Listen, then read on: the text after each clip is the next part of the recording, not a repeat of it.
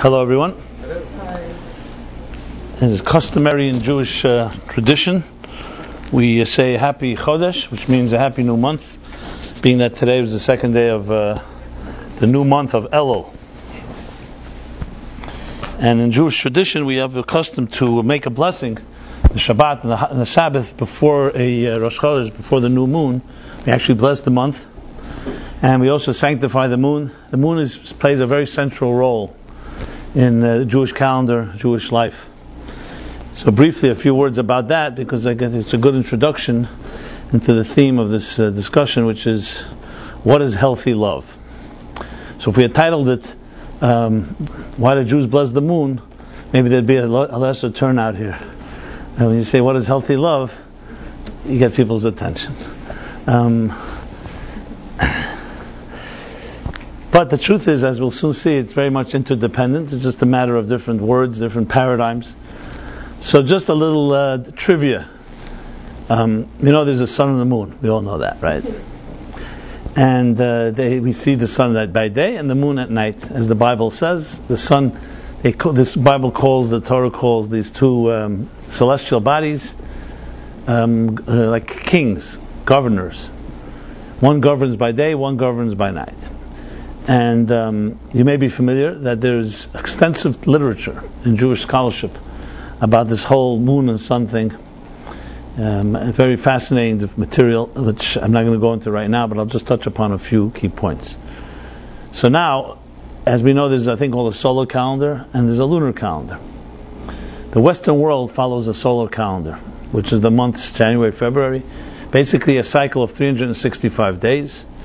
And to balance it out, every 4 years there's a leap year where they add a day in February. The lunar calendar, by contrast, is a cycle that is 11 days shorter than a little more than 11 days shorter than the solar cycle, the solar year, in the sense that a lunar cycle, which means from the moment of a new moon till it waxes and wanes until it so-called dies before it's reborn again, is approximately 29 and a half days. Let's say 30 days, just to be even. 30 times 12 is not 360, it's more like 355 days. So basically you have a deficit of around 11 days every year. Now, interesting to note that there are no months when you really count the solar calendar. The months of January, February, March are simply imaginary months we created just for efficiency. In the lunar calendar, a month is a real month. At the end of the month, the new month is a new moon. The halfway month, the moon is full, and then there's the first quarter and there's the third quarter. So the moon actually is a far more accurate measure of months than is the sun. The sun does come back, which is what they call the moment where the year ends. Once a year there's a cycle, but there is no such thing as months in the solar cycle. Nothing happens to the sun, nothing happens anywhere except on our calendars when January ends, or when February ends, or when July or August ends. In the lunar calendar, the months are very precise. And actually in the lunar calendar, there's no real year. It's just months all the time. It's just cycles of the moon. Nothing happens at the end of a year, so to speak, to the moon. So, different calendars. The Western calendar is a solar calendar. The Jewish calendar I'll get to in a moment. The Muslim calendar, for example, is completely lunar calendar, which is why their holidays come out at different seasons because of the deficit. So 11 days one year is not that much. The next year is 22 days, then it's 33 days. And we're given 10, 15 years, suddenly a holiday that was in winter can end up being in the summer. And the Jewish calendar is unique that we reconcile the solar and the lunar. This is based on a principle. The Torah says that you shall designate your holidays by the moon. That's why, for example, Passover, Sukkot, Purim, these are all designated on full moons. There's a full moon, there's a holiday. Passover is the 15th of the month of Nisan, always the full moon of that month. Sukkot is the full moon of Tishrei. So, we know that we designated by the moon, but there's a statement in the Torah that sometimes says that the Passover should be in the season called the spring, Chodesh Elul, in the spring season. Now, seasons are determined by the sun, not by the moon. So the sages derive from that there has to be some way to reconcile the two. And therefore, in the Jewish calendar, you have every 19 years, they have 7 leap years. This keeps the balance of the 11 days deficit balanced. So every 19 years, there are 7 leap years. Basically, every 3-4 years, there's a 7 into 19. Every 2-3 years, there's a leap year. But a leap year in the Jewish calendar, in the Hebrew calendar, is an entire month is added, not a day. So basically, if every 3 years you add a month of 30 days, you're more or less balancing out the deficit of the 11 days. Now, you may think, who really cares? What difference does all this make? It sounds like astronomical, maybe it's interesting trivia, but it has fundamental difference, and it's very relevant to our discussion that we're going to talk about love.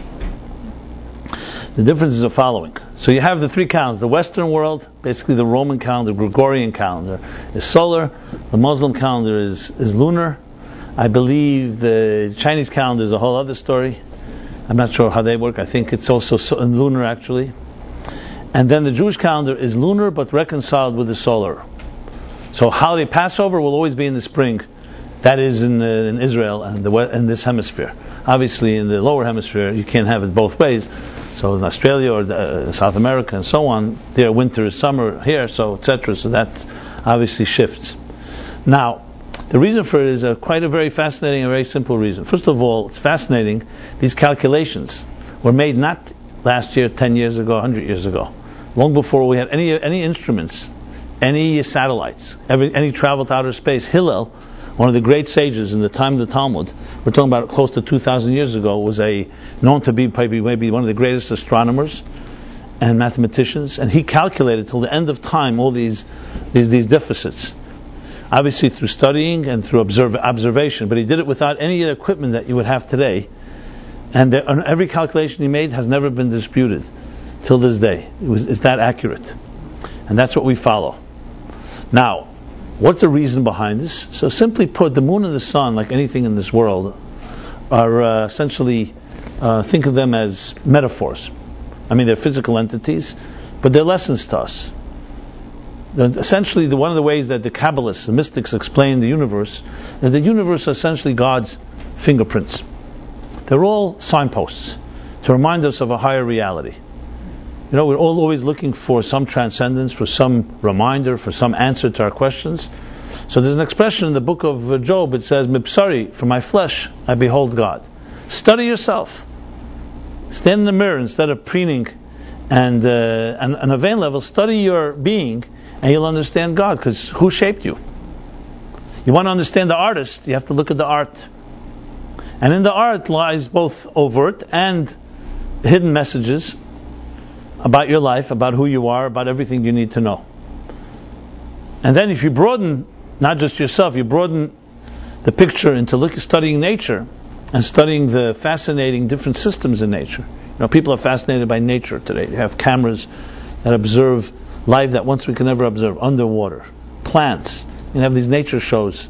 They're fascinating. Oh, like miraculous to see, and to see different systems, how one type of family, one type of animal survives this way, another one a different way. They work together with each other. The close-ups we have today are just unbelievable, observing things that were once impossible to observe. But one last step that's missing, it's one of my dreams, is to add that dimension, is what's the lesson to our lives. You know, all that's fascinating. You get a fascinating peek into nature. I would just add 5 minutes at the end of all these shows and say, okay, so what's the psychological lesson from the way, let's say, penguins protect their young, or from the way plants interact with each other? Everything has lessons, and these are not lessons you have to force. They're lessons that come directly out of nature, and frankly, all technology is really copying nature. What's a camera if not copying the human eye, and an airplane, the bird, and the list goes on. Nature, if you want to be an innovator, just study nature. Well, it was all innovated already. And then you could create and copy it into our lives. Of every great invention, you'll see is some form of copying nature. You know, the joke they say, the scientist who claimed to be an atheist, so he's arguing with God. You know, atheists have a way of arguing with God.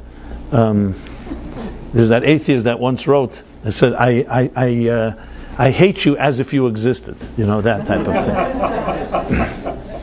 So, you know, atheists actually have a relationship with God, because they're like, you know, others just take it for granted. They're at least fighting about it.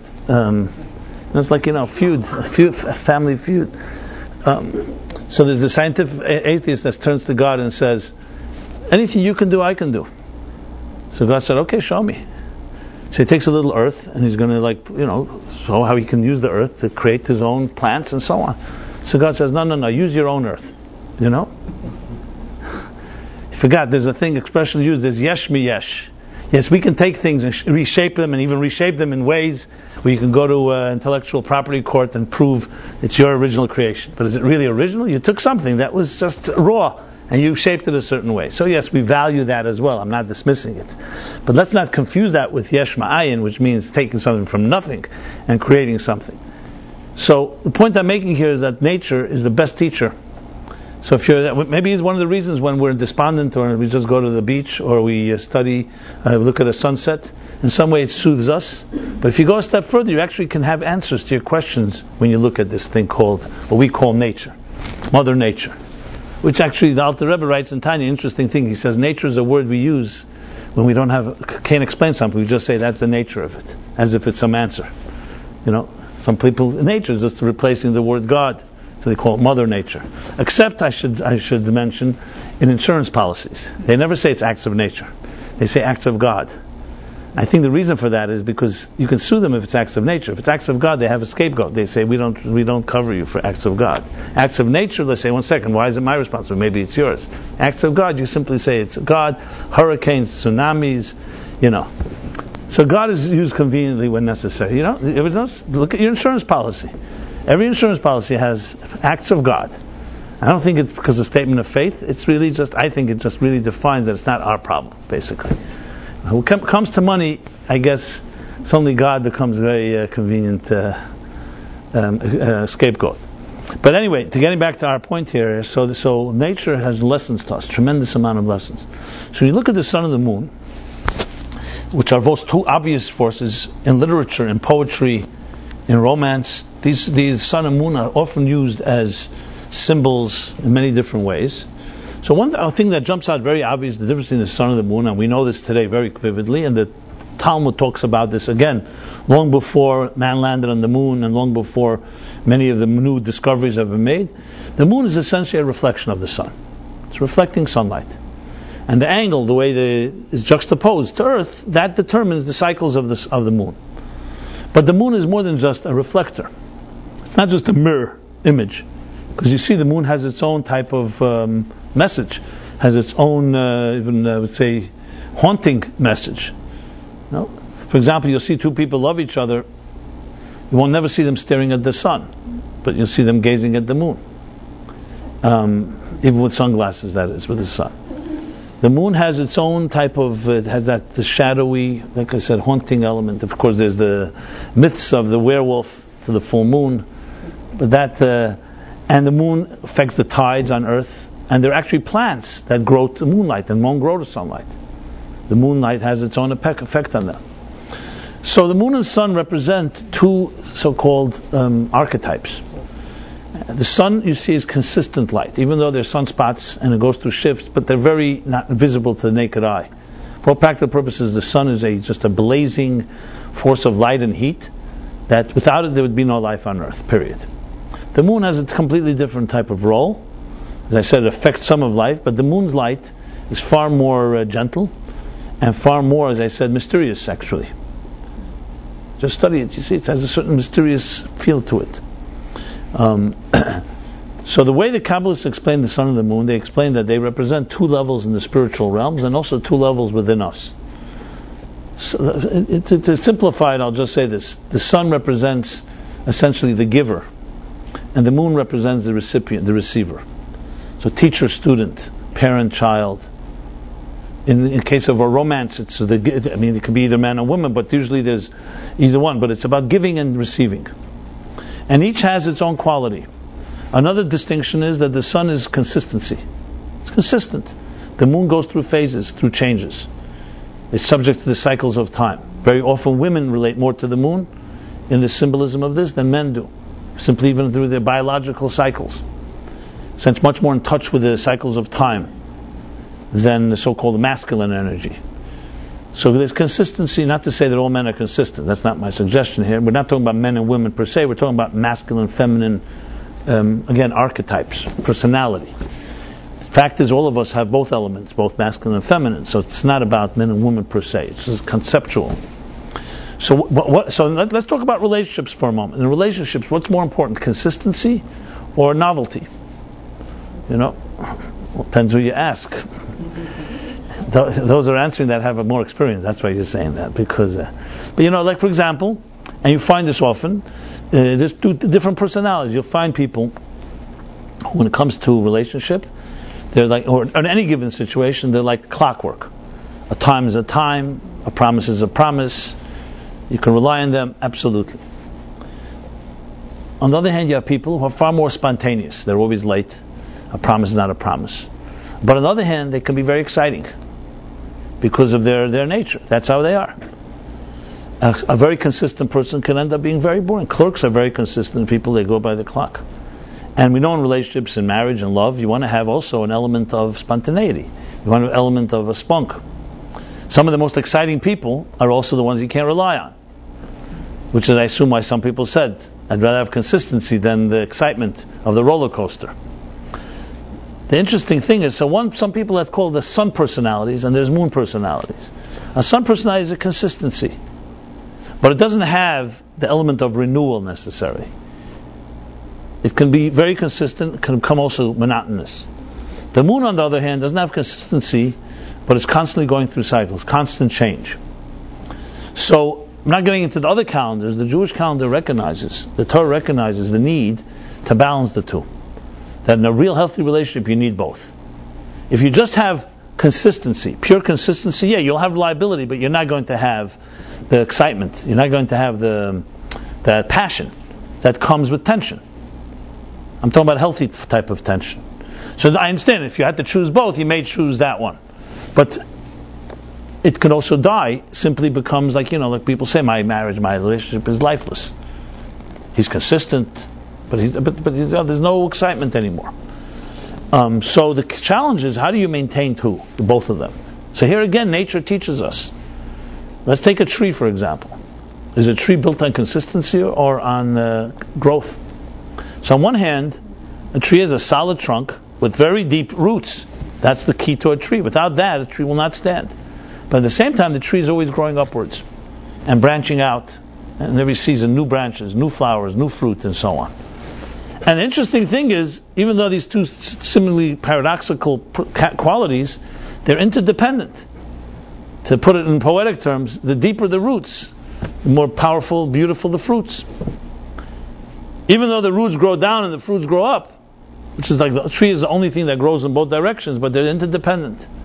You can say if you have a solid foundation that's consistent, you then have the confidence to then explore and experiment and grow in many directions. And both are necessary in life. You need the consistency, but a foundation alone is not where we live. We don't live in a foundation of a building. We live on the floors above. We live in places that are far more diverse. So you need a solid foundation, and then upon that foundation, you can really build and explore and experience what we call, the adventure of life. The enthusiasm, the free abandon. People who are very consistent say, why don't you have some imagination? Let's do something different. Let's not always do it the same way. Some people just want to do it the same way. So the suggestion here is that you don't need to choose one or the other. That in truth, you can master both. Now, many people who are very much of the moon type, and not necessarily because they're so adventurous. It could also be fear. They can't lay their hat to rest too long anywhere. That's why they don't commit to anything. Not because they're so courageous. It's because they're so afraid to stay in one place too long. And not everybody's consistent is because they're consistent. Maybe they're afraid to explore.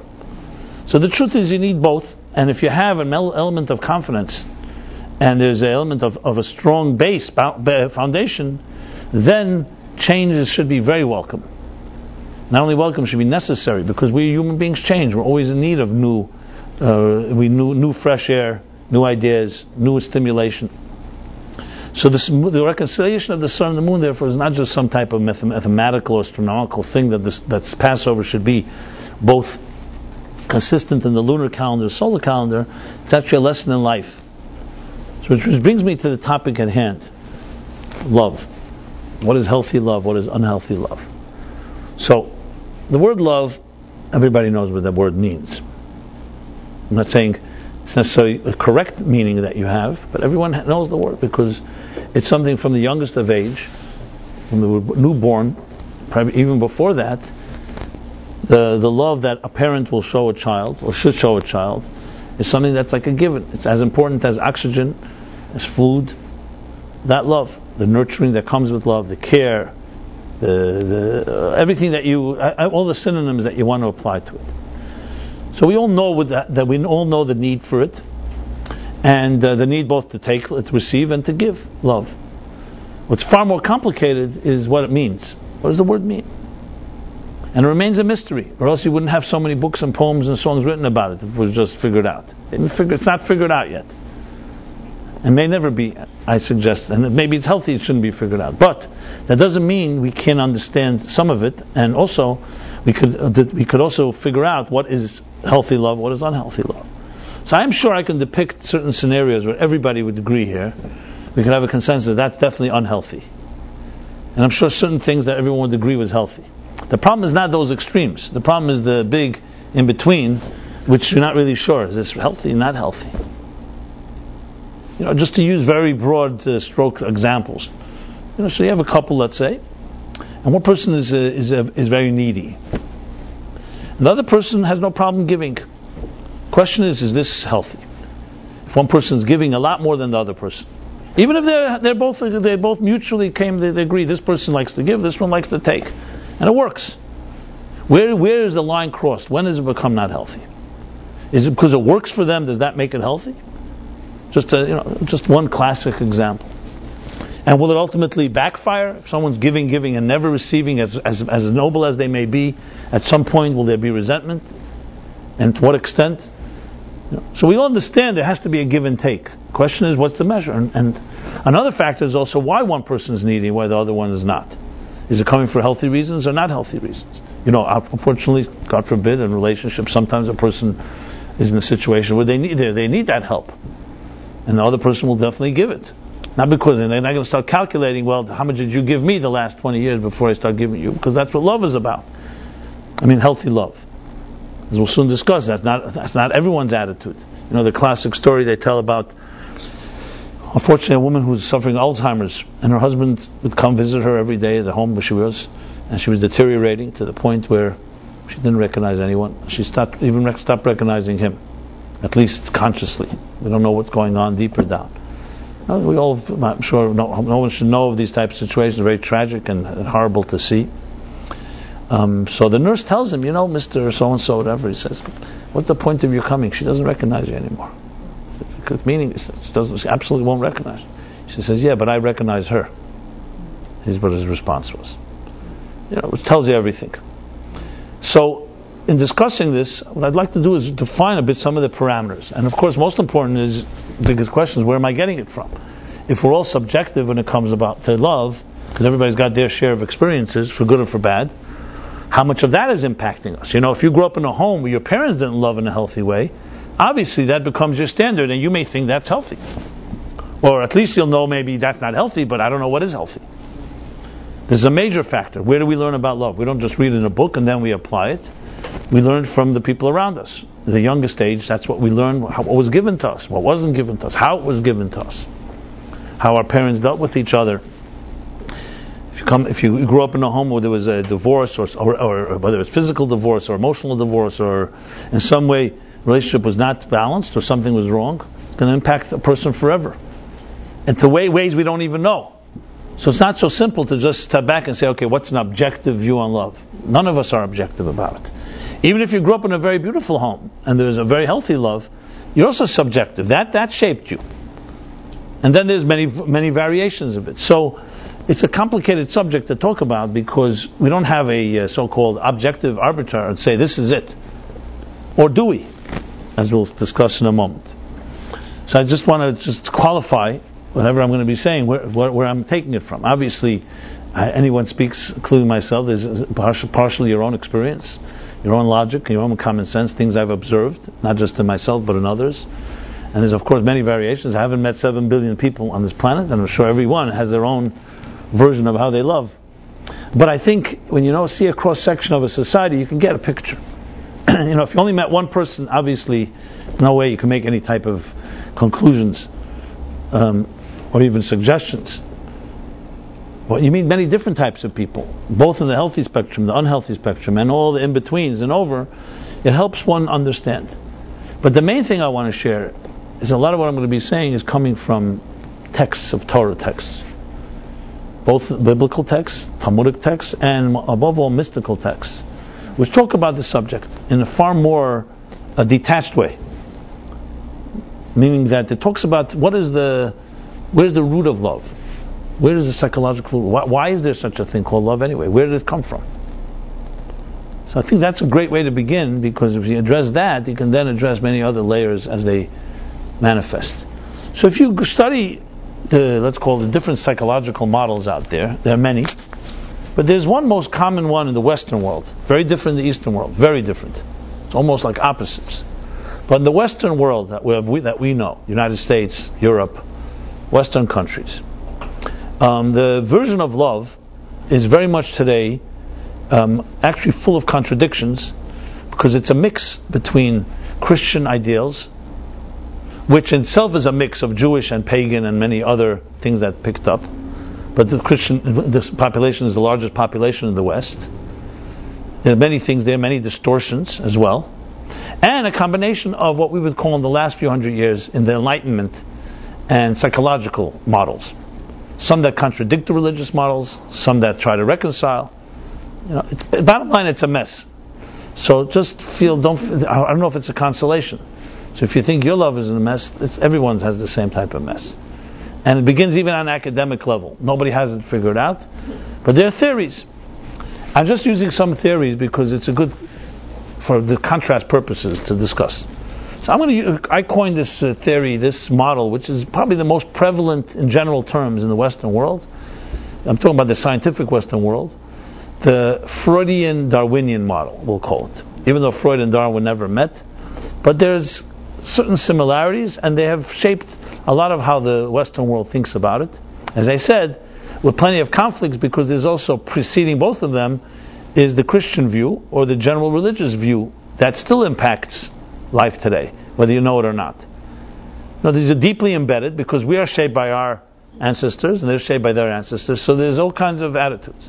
Now, of course, speaking as a Jew, there's also the Jewish perspective, which I'm going to lead to, the Torah perspective. But I have to distinguish, there are Jewish perspectives today also influenced by these other factors. And then there's what you go to the original Bible in Genesis and original Kabbalistic writings, and there you have not necessarily the same picture as the social one that we're familiar with. So that's some of the sources. I'll quote them as we go. So what is the general gist of it? And I qualify this again. I don't want to sound oversimplifying because there's very many complex variations of what I'm going to say now. But there's definitely consensus about certain key elements. And that is based on the principle, let's call it Richard Dawkins has a book called The Selfish Gene. So he's a radical biologist, a radical atheist, and a radical, let's call it the narcissistic view of nature.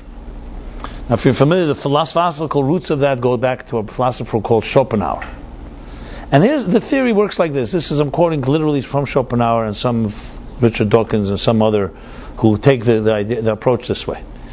The cardinal rule of existence is survival of the species, perpetuation of the species. Now, frankly, this is an axiom that no one really can prove why it's this way, but that's what the assumption is in science today. That the species will do anything to survive, which itself is interesting, which basically means selfishness. It needs to survive. Hence the expression, survival of the fittest. It's the basis of natural selection, survival of the fittest, because every species will do whatever it takes to survive. It will compete for resources and will eliminate enemies in order for it to perpetuate itself. And hence the selfish gene. It's not by choice, according to this theory. It's the way nature is programmed. Everything will do anything for it to survive. Now, if it includes coexistence with another entity because it helps my survival, then selfishness dictates also altruism. But it's all ultimately rooted in something that is for me. So how do they apply this to love? Love seems to be not just for me. Love means loving someone else. You say, well, the species needs love. And in order for it to get love, it has to give love. So love is yet another need. The need of being nurtured, the need of being taken care of. If you don't have, for example, if mothers would not take care of their young, the species won't survive. So whether it's crocodiles, or it's frogs, or it's bumblebees, they'll take care of their young because that's necessary for the survival of the species. Because the older generation won't last forever. The young can be consumed by other predators or by natural forces. So it's part of the love that a parent, in this case, will show to a child, is in order to perpetuate itself. This is, and I'm saying here, it may sound, if I take it to the first extreme, it can sound extremely selfish. But I'm not trying to exaggerate it. But there's a little exaggeration can help drive the point home. Now, with this approach, obviously, love takes on a very, very narcissistic perspective. It has nothing to do with love as we understand it in the romantic sense of it. I've even seen some evolutionary theorists write that only human beings became a mutation in the context of love. If you look at all species, they breed without any complexities. They don't need therapy. They don't need a lot of preparation, even though there is preening and showing off. But it's all about, as they say, to see which male has the best genes, which female will be most nurturing. It's human beings, and this I've actually read, they say that some quirk in evolution, which became a major waste of money and resources, that men and women have to court each other with all its complexities. I've even read that basically almost everything in existence, from museums, obviously to bars, and flowers, and everything, all these industries are all about the courtship to breed. But if nature, all it is about perpetuating the species, why do we need such a long, romantic courtship? So people have written, it's a mistake of nature, because it's a real waste of resources. Human beings, had they evolved properly, they should just do it exactly the way other creatures do it. You mate, move on, no discussions, you don't need to seduce anything. You move on, finish business and go on. I know it sounds a little repulsive to us because we like the romantic perspective, but you read Schopenhauer, you tell me. He completely de-romanticizes. He says it's just basic, simple. The species must perpetuate. Everything else is meaningless. So why do these humans have to go through all these complexities? Because their minds have evolved, and like I say, it doesn't pass. It's like it's not etiquette. But animals don't have this issue because they cut to the chase.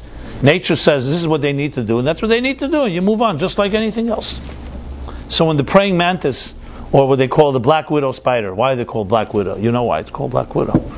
It's a very efficient type of business. They make love, what we would call, right? And instead of having to go, and then after the black widow spider or the praying mantis, the same thing, receive the seed, they begin to eat their partner. And by the time it's over, the partner has already been finished a meal, and then they go to sleep. That you see this. So you have everything all in one shot. A very efficient type of nature. I know some men may feel that way. Maybe some women feel that way as well. But in nature, there are such creatures. Now, thank God it's not all species. The black widow spider, that's why it's called the black widow. Widow. She becomes a widow right there and then.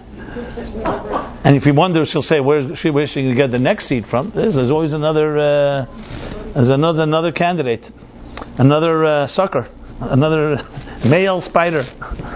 But they all cooperate, and the males know it. I guess it's worth it, or whatever it is. But the bottom line is, this is one way nature does it. So we won't go to that extreme, that humans should be that way, but at least more efficient. And you don't need the whole so-called foreplay that exists. I mean that in a far more broader sense than the literal sense of all that goes on, and everybody knows the complexities. There'd be no J date, there'd be no this date, that date. You'd have an efficient system. What do you think, Gary, about that?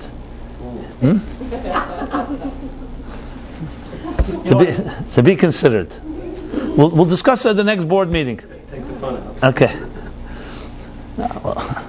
Take the chase, right? The fun of the chase, right? But the point I want to make is that love, from this perspective, is really just essentially, this is Schopenhauer's word, an excuse for the species to get together. Because if you didn't have any feeling of love, why would you get together? Just to have children? So basically, nature plays a trick on us to get two people together, so they have the thing that they think they love each other. That's a way to get them together. They breed, and the job has been done. Species is perpetuated. Which is why, when the pill came out in 1965, there were some theories that said what you're doing is you're destroying this element.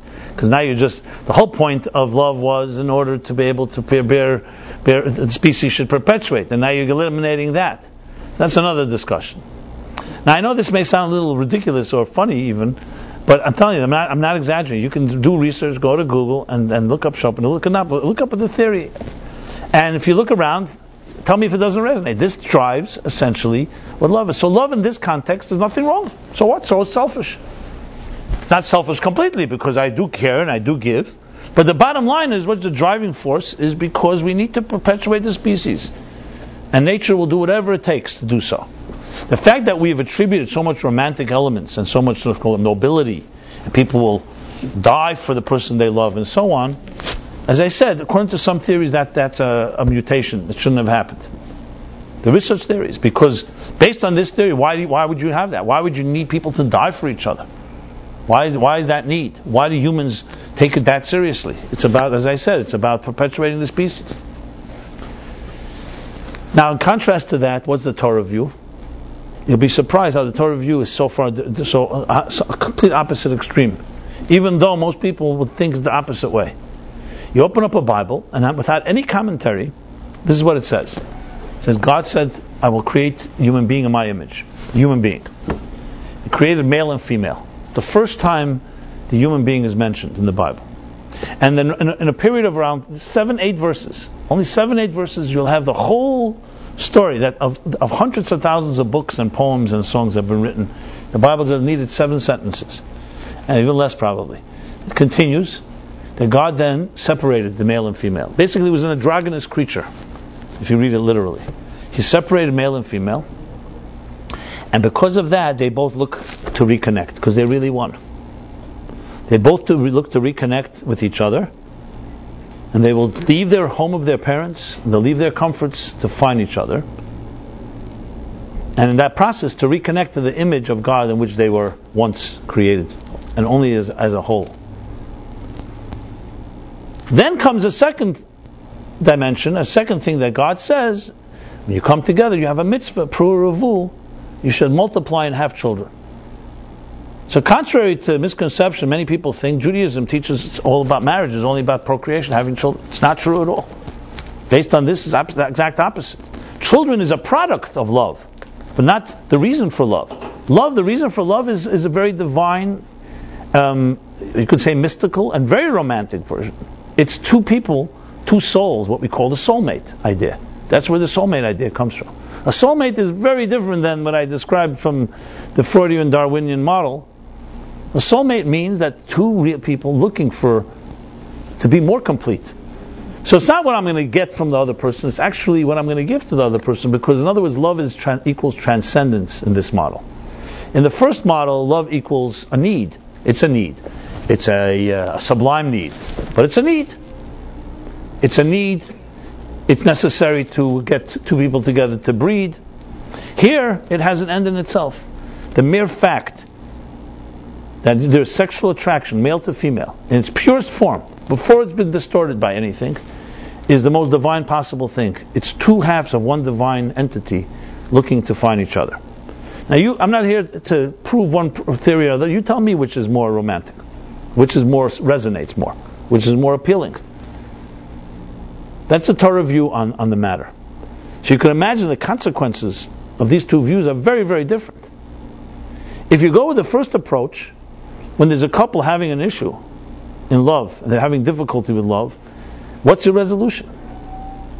The resolution is they're both selfish. There's another purpose involved. There's no transcendence here. So maybe you don't have to work it out. In the Torah view, the whole point is transcendence. The whole point is two people who are looking for each other. So as I said, the implications of that are very different. The implications are that you are looking to go, not become greater, not take more, but you're looking to become more. So the other person is there to help you become greater than you could have ever been on your own. It's a whole different significance than coming together and perpetuating myself, which really defines itself in ultimately a selfish act. Yeah, for a good reason. That's perpetuation of the species. Basically, the two models, one would dictate much more taking in a relationship, the other one dictates much more giving in a relationship. Why am I beginning with this? Because this is a key thing in understanding what is healthy, what is unhealthy love. We have to first define what love is. If you take the Schopenhauer, the Darwinian model, the Darwinian model, if love is about perpetuation of the species, if love is about me getting my needs met, etc., so there's a whole different amount of expectations. What are the expectations? Why shouldn't there be so-called battle of the sexes and let's see who wins? If, on the other hand, it's two halves of one whole, then if one loses, the other one, it's win-win. If one loses, the other one loses. It's a very different attitude of how you would approach it. Now, it's important to step back and address it this way before we apply it to our own personal lives, because as I said earlier, if you begin with your own personal life, you're going to have all the distortions that you already have assumed and your own experiences. That's why it's important to step back and say, what is it really like if, for example, a newborn child, without any preconceived notions, without any corruption or pollution of our experiences. Many people, for example, their attitude to love is very much affected by their relationships in the past. People who've been hurt, whose trust has been abused, been betrayed in some way or other, are very fearful and very, very concerned to enter into a relationship. They don't want to be hurt again. On the other hand, as I said, you can't live with it, you can't live without it. So what happens is it becomes a whole bunch of part of the politics, the bedroom politics, of figuring out how do I find love without being hurt too much. Now this is a new art that people are trying to master. What I'm suggesting is, from a Torah point of view, the key is to go back to the source, to figure out what is the so-called prototype or archetype of what healthy love is about. And then bring your life in and see how far am I from that model. So we're here now in the month of Elul. Month of Elul, which just began yesterday. So you're familiar, I assume, with my book 60 Days, right? So here's a plug for 60 Days. We began, and if you're interested, we're sending out a daily email. If you're interested, please leave us your email. I'll be happy to send it to you. So this book I created is a book that's composed by taking these months of Elul that we're in now and going into Tishrei, the high holiday season. And my real objective was to make it really relevant, or to reveal the relevance. The high holidays, almost everybody has they want to go to synagogue, they want to start anew, but so much disappointment because you go to synagogues or you try and you don't really get what you're looking for. You don't find necessarily a resonating message, and then you hear the rabbi tell you that the sermon that you only show up on Rosh Chodesh Yom Kippur, and that's what you come to hear every year. So I tried to not really do anything new, but really dig deeper into the Torah sources and demonstrate the profound relevance in this period of time. And when you look into it, it's unbelievable. As I said before, you don't need to go very far. All the books written, all the programs, therapeutic programs, are right there, thousands of years old, in the process of Elul and Tishrei. It's a story of love, betrayal, and reconciliation. In 3 words. The whole story. What is the story? The story goes, historically, the Jews leave Egypt 3,325 years ago. It's documented in the Bible. 50 days later, they receive the Torah at Sinai. 40 days later, Moses comes down from the mountain and the Jews have built a golden calf, betraying the relationship with God. Sinai is compared to a wedding. Yom Chasanos is at Matan Torah. Moses goes back, he shatters the tablets, goes back to pray for forgiveness. And he's not successful. He comes back down, and then goes back a 3rd time, Rosh Chodesh Elul, today. Some opinions it was yesterday. And we'll spend another 40 days, and what are 40 days from today? Is Yom Kippur. Kippur is exactly 40 days from 30 days of Elul and 10 days from Rosh Hashanah to Yom Kippur. So it goes 50 days from Passover to Shavuos, to Matan Torah, 40. So basically, Yom Kippur is 170 days from Passover.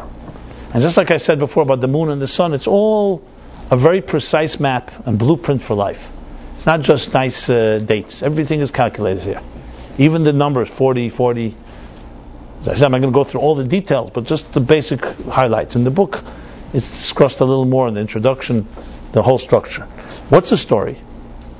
Leaving Egypt is the story of transcendence. Growing up, getting freed from your constraints. That's what Mitzrayim means. And we all have a stage in our lives where we reach that type of maturity. And then it leads you to even a greater point where you receive a mandate of wisdom. You can call that the Torah. You reach a state of appreciation or a mandate of understanding your mission in life. But life is complicated, and then comes the descent, comes the fall, the betrayal. Things are growing great, there's love, and then something happens, and there's a betrayal. And here's where it gets, I would say the word exciting, but here's the challenge. What happens after there's a betrayal? What happens after someone has broken a promise? A dream has been shattered. A commitment has been lost. Is there hope? Is there hope after such a break? And this is the great challenge. That's what Moses was doing on the mountain for 80 days. It took 40 days to receive the law, the Torah. It took 80 days to receive forgiveness. And he's demanding from God to forgive the people and saying, I need to tell them that there's hope. We're human beings. We all make mistakes. So I'm not justifying mistakes, but don't tell me it's hopeless. There's damaged goods, there's irreversible. And he finally prevails, which is why Yom Kippur is the holiest day of the year. Because Moses prevailed over God, that God said, yes, I'll give you the opening. That if they make the effort, they know they can repair something that's broken. Is the essence of all healing, all therapy. You come to a therapist, I have a problem in my life. And then you start reviewing, and it's a serious problem. Something out of my childhood. I won't even mention worse things, violations, molestations, all kinds of abuse. So you can take the attitude, okay, too bad. Damaged goods, my friend. We'll figure out to do some damage control, we'll minimize, but no way to do anything about it. That message is not the Torah's message. That's a fatalistic message. The Torah says there's hope, there's no such thing as impossible. Everything can be resolved. It doesn't mean you can turn the clock back as if nothing happened. But you can grow from it and actually become better than it was before. That's the concept of tshuva. Tshuva means to return, interestingly. Tshuva does not mean to repent. Repent means you leave something behind. Tshuva means to return. Some emphasize the word atone, the Day of Atonement. Atone means at one. Atone is 2 words, at one. It's returning to what? It's returning to the essence of who you really are before the damage took place. But to get there, you need to do more work. Think of the healing process. What's the healing process in a human being? Hopefully everybody's healthy forever. But let's say some infection invades the body, a virus, infection. The body goes to war. It battles, gets rid of the infection. What happens after that? Your immune system has become stronger. That particular strain of the virus cannot affect you any longer, in most cases. Now, no one wants that, but what does the body have to do? It has to dig deeper and access a deeper immunity. Now, obviously, to use the analogy just to be thorough, the analogy doesn't work all the way, because there are things in healing that, God forbid, something happens, sometimes you can't reverse it. But that's not how it is in the spiritual or psychic wounds. And that's what Moses achieved, that everything can be addressed. That's why Yom Kippur is such a powerful day. Think of it that way. Yom Kippur is your ability to revisit your wounds and your scars and things that you've been hurt by, and figure out how you can transcend it, figure out how you can dig deeper. And you can access deeper immunity, deeper powers. That's what it's about. We'll talk about it more when we get closer to that. I don't want to talk about Yom Kippur so much. What's the beginning of the process? Elul. And what's Elul? The word itself is an acronym, as you may know. The Hebrew alphabet is full of meanings, layers and layers of meanings. Elul is an acronym. Ani l'doidi v'doidi li. 4 letters. Aleph, Vav, Lamed, Vav, Lamed. In Hebrew, Ani L'Daidi, it's a verse in the Song of Songs. Again, in 60 days is elaboration on this acronym and other acronyms, which I'm not going to address now. I am to my beloved, and my beloved is to me. From the Song of Songs of Solomon. Which means it's a month of love. And that's why, what's the sign of this month? You know the sign. Leo was last month, August. And July, August. The sign of this month is Virgo. Or in Hebrew, Psula.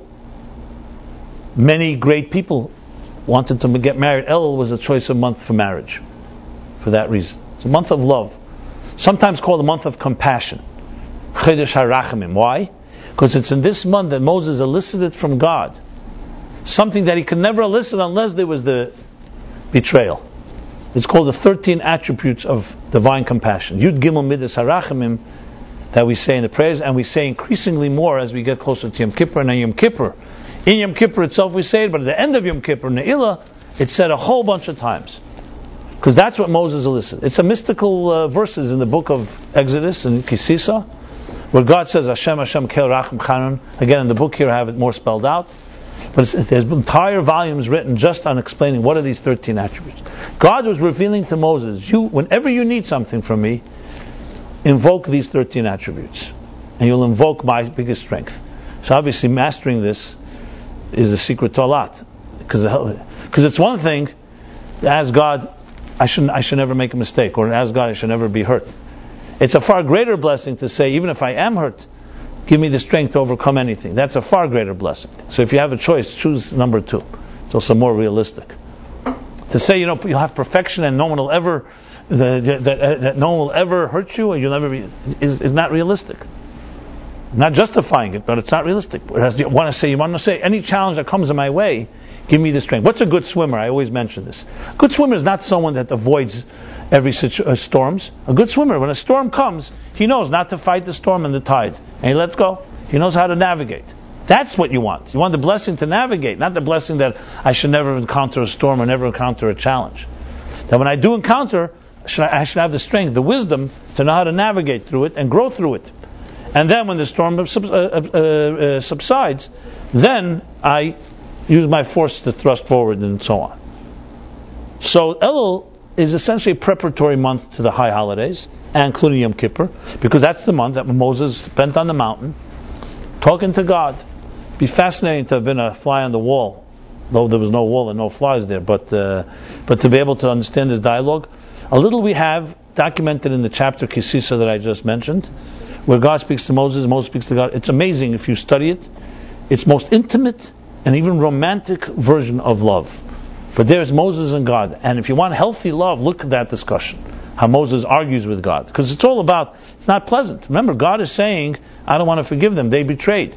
I told them not to build a false god, and they built a false god, a golden calf. It wasn't a small betrayal. It was equivalent to adultery. And still Moses argues with God and prevails. So if you want to talk about how an argument should be held, you should study that argument. And everybody was happy at the end. The night of Yom Kippur, after Kol Nidre, right after Kol Nidre, we say 3 lines. Most people skip it, don't even realize they're saying it. When God says to Moses, Salachti kidvarecha, I have forgiven them as you've asked me. Imagine. God didn't say, I'm forgiving. As you asked me to do, you prevailed over me. You convinced me. Though initially, it's interesting, we're talking about God here. What does that mean? God changed his mind. What's going on here? But you see the depths of Moses' absolute unconditional love for the people. And he told God, I will not take no for an answer. And I know that you love them even though you keep protesting that you don't.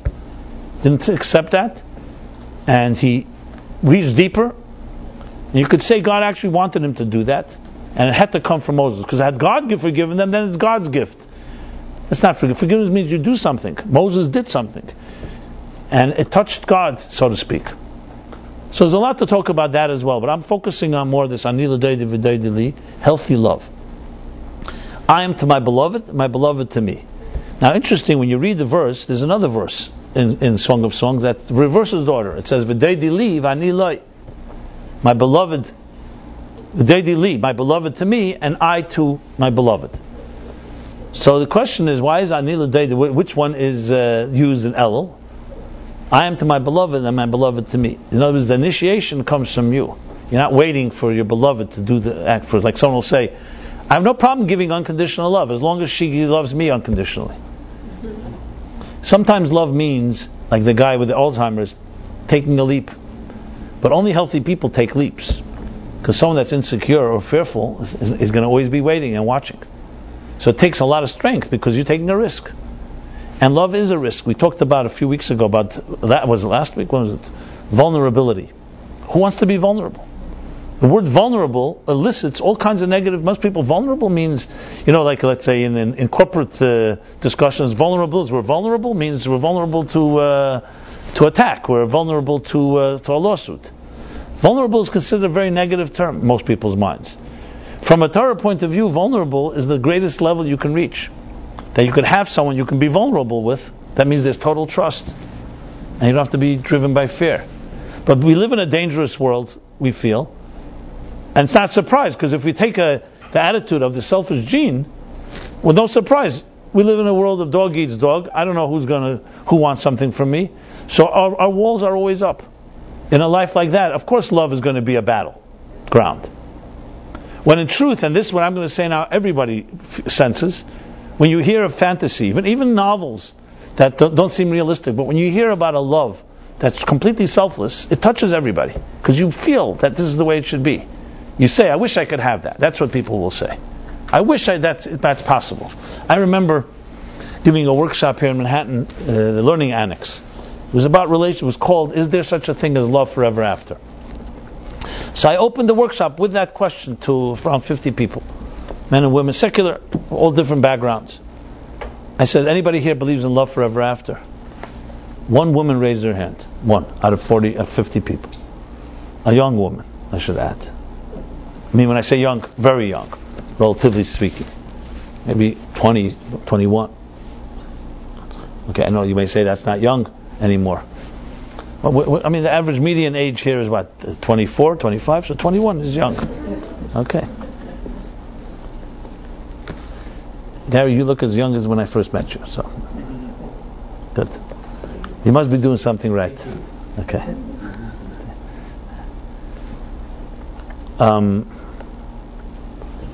And I asked the people, so why? I was a little surprised, not because I knew that most people don't believe it, but I didn't think they'd acknowledge it.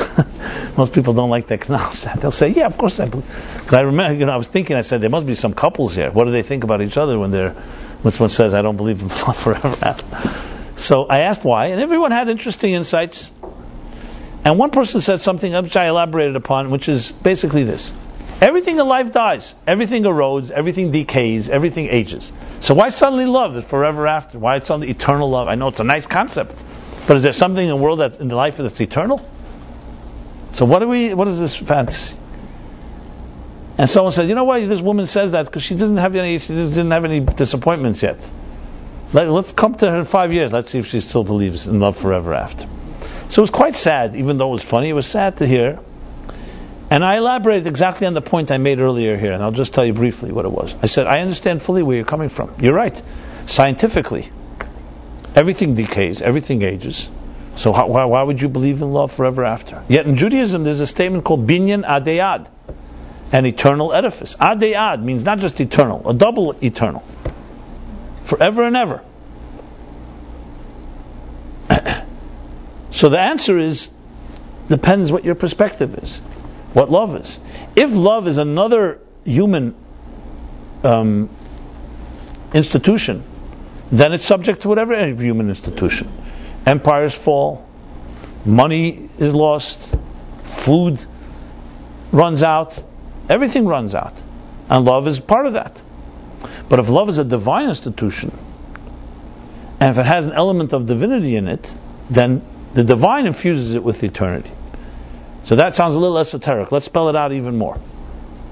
There's the three usual suspects, or the three main criteria for what people would call compatibility. We call physical compatibility, right? People are attracted to each other. Physically, sexually, however you define physical attraction. Then you have emotional compatibility. You could be physically attracted to someone, but there's no emotional connection altogether. You could fall in love with a model, a picture, something on the screen. But you meet that person, you may not have anything in common. So it's then there's intellectual compatibility. It's not just emotional, intellectual. Respect, share ideas, stimulate each other. Now, if I asked the group, I said, so anything else to add to this list? So someone says, if I have 1 out of the 3, I'd be happy. 2 out of the 3 is like, heaven, and 3 out of the 3 I don't think is even possible. Okay. So I said, which one of the 3 would you like? The physical, the emotional, or the intellectual? Now, I'm not dismissing any of those 3. I think they're all necessary. Even the most spiritual person, we live in a physical world. You need to be attracted to the person that you want to love. You definitely don't want to be repulsed by them, even if they have inner beauty.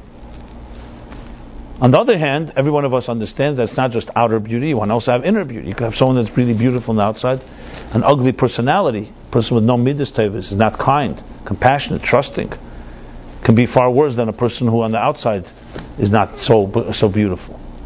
So you want the best of all worlds. I'm not suggesting otherwise.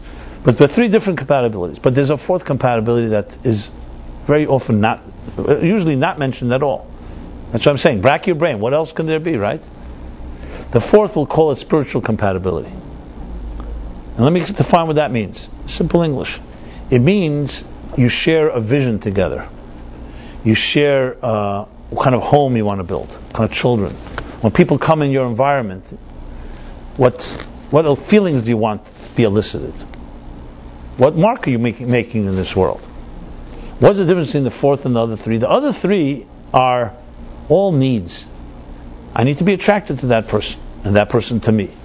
There's emotional needs, and there's intellectual needs. The 4th one is the one that can survive anything. Because the first 3 would change. People age, and what the logic, listen, my spouse is now 20 years old. She or he is not as beautiful as they once were. I found someone more beautiful. I know many of us don't think that's appropriate, but you can understand the logic if you live in that life, and that's what's important. Same thing emotionally. How much can you be stimulated emotionally? I'm connected, but then I've outgrown my spouse, my partner. And the same thing intellectually. You meet someone in the office, somewhere else, they intellectually stimulated. They're different, a different perspective. I'm not getting now into what is ethical and what is not. I'm not discussing. I'm talking simply the argument, so to speak, about it. However, spiritual compatibility, which you find people have, you can be with the same spouse for 40, 50, 60 years. The vision doesn't change.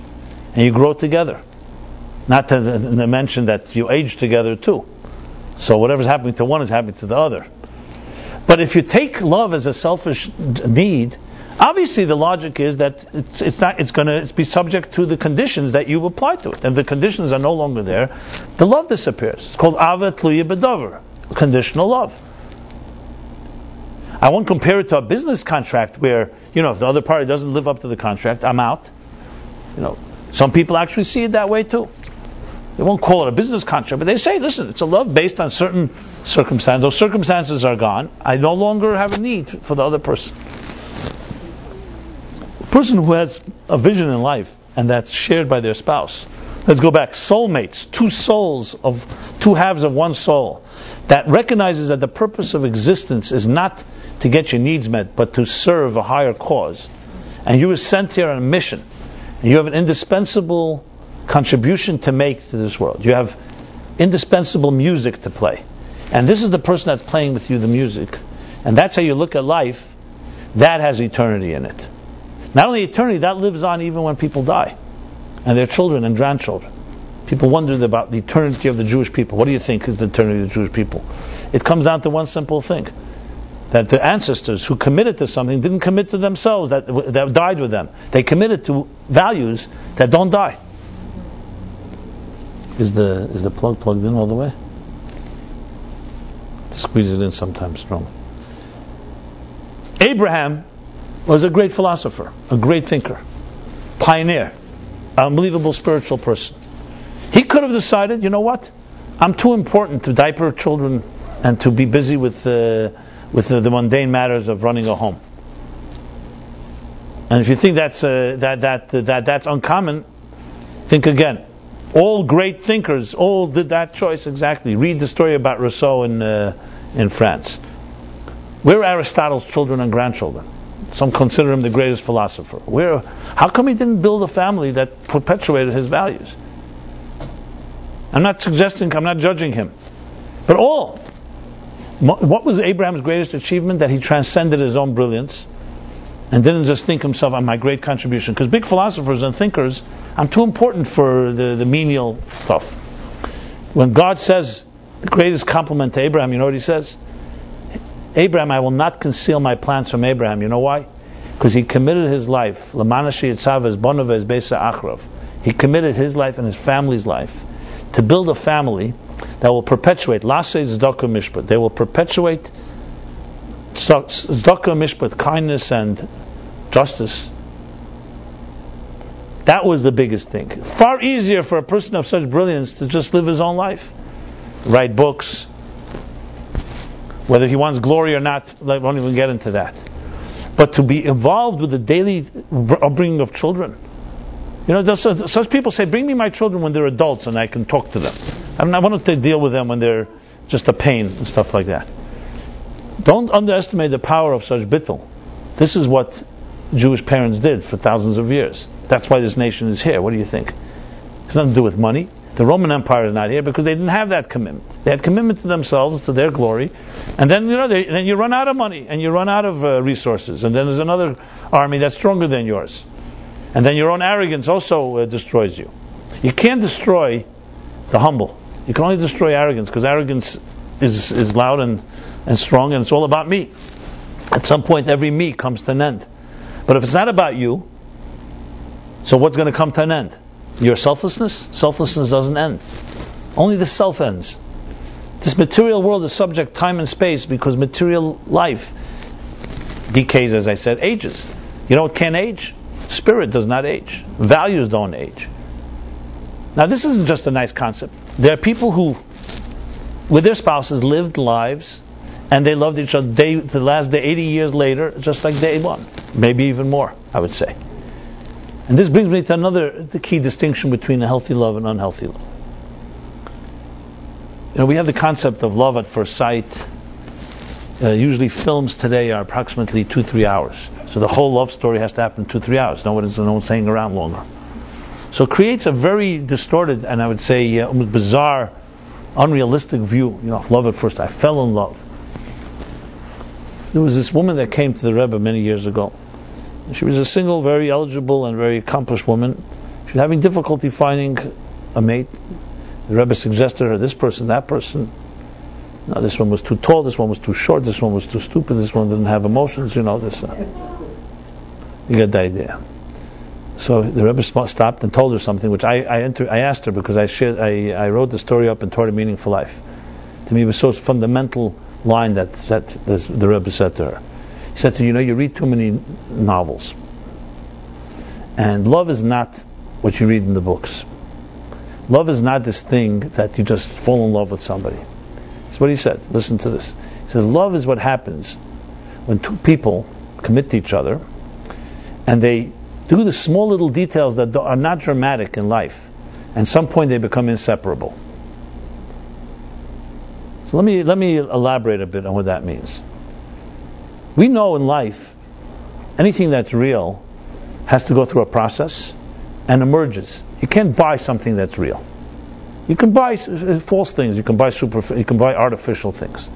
The concept of process and emergence, especially in our fast food age, is something a foreign concept to us. Let me explain what that means.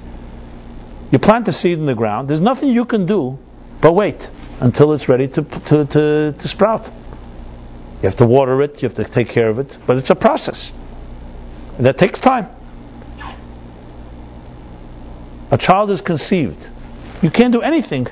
It has to go through the 9 months, or whatever the period of time, for the development. There's nothing you can do about that. There's no technology that can speed it up. You don't want a technology to speed it up, frankly. And I mentioned the other day about the butterfly struggling to get out of the cocoon. from being a caterpillar. So a guy was compassionate, unhealthy compassion, as you'll see in a moment. He decides, why should the butterfly have to struggle? He takes a pair of scissors, cuts it open, butterfly is free. He had Rahmanis. He felt sad for the butterfly that was struggling to get out. And he's waiting for this beautiful butterfly, this majestic butterfly, to start to flutter, to fly. Not going anywhere. Till he realized he didn't do the butterfly any service. On the contrary, the pressure that when the butterfly is struggling to get out, the pressure forces liquid into its wings that give her the proper balance of the aerodynamic that it needs to fly. And by relieving it of that pressure, the butterfly didn't struggle as much, but the butterfly is grounded now forever. So a process is critical. We don't live in an agrarian society today, so we're not in touch with seasons. But yes, you can get cherries 24/7 anytime. Press a button, it's at your door. No, there's blessings to technology, but sometimes you lose touch with nature, with the cycles of nature. There's a beauty to the cycles of nature. Why am I saying this? So we apply love, which is such a basic primal element in life. We also try a high-tech version of love, which is, hey, I want to find somebody, I want fireworks. I feel love somebody. Maybe let's review that. Maybe this may sound a little radical. I don't feel it's radical, but I'll say it. Maybe we don't love until it takes many years later you really love somebody. Maybe it begins with something called liking. Two people like each other. They find compatibility. Let's use other words. Physical, emotional, intellectual. They share something greater. They commit to each other. And they start doing life together. And not just the dramatic, nice things. Not just there for the party. After the honeymoon. The details. Little things. When nobody's around, there's no pictures, no awards, no glitter. And maybe that's like a seed in the ground. And if you water it, you take care of it. You cut out the weeds. And you keep caring like a good gardener. What happens? After a while, it grows into a tree. And that tree is called love. Not such a bad theory. I'm not suggesting that you can do that with everyone. You want to call love the early stages of it? But maybe that's a better way of looking at it in a much more mature way. That's what happens. It's a product. It's not the cause, it's a product. Now obviously you need to have certain compatibilities. You need to have something that you're ready to do that with someone. The reason I'm saying it is not just semantics, it's to bring out a very critical point. You want eternity, you have to do something to get eternity. You're not getting a gift out of nowhere. If you don't introduce eternity into your relationship, how can it ever be eternal? So obviously, that's why all those 49 people were right. Yeah, how can I believe in love forever after? Yeah, because they were ready to invest. It's not forever after. So obviously, you're not going to get that as a result. You don't get something that you haven't put in there. You bring in some eternity into your life, something that has eternal value, then you have great potential for that. But there's a price. The price is that it's not just about your comforts and not just about your needs. There's something you have to give for that. I always counsel couples who get ready to get married or before their marriage. I always say to them, besides all the other practical things, is do something, but now, not wait later.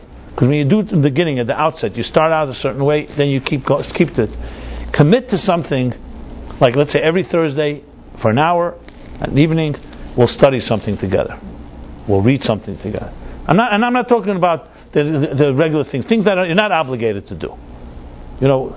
Not just go out to dinner or something like that. Study something together. Bring something spiritual into your life. Once a month maybe, host in your house some type of get together. Bring friends, whatever it is. Something that's not just about you two. Something greater than the two of you. A number of people take me up on this suggestion, but I can tell you one particular story. This literally couple told me years later. I didn't know about it till they told me. He said this suggestion saved their marriage. Because what happened was they did it, and then things happen. People get into conflicts, things happen.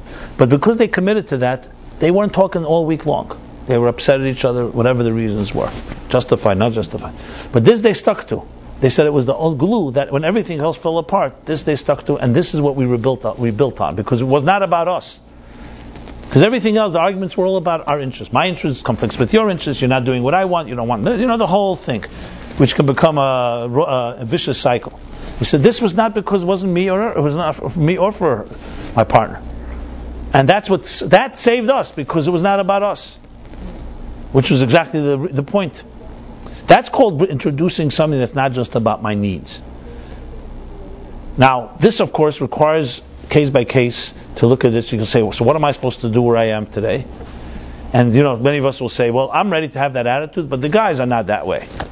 Or the other way around. Everybody blames everybody here, Well, something, yes, you need two to tango, obviously.